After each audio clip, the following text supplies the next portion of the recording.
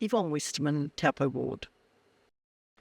Water reforms, JMA, rate increases, affordable housing, the second bridge, land development are just a few things that will greet the new council.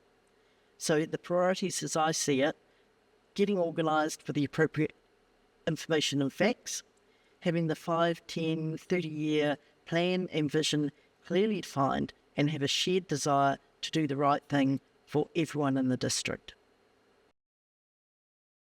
I'm enthusiastic, driven, and understand the day-to-day operation of running a business, which comes with its own pressures. Make no mistake, council is a very large business and requires the same attention. I'm totally committed to our district and to the community.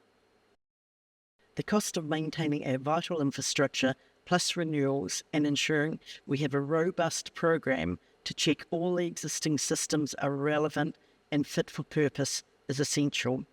But our biggest challenge is to take everyone on the journey of our shared vision, to do the right thing across all of the council business with all sectors of our diverse community.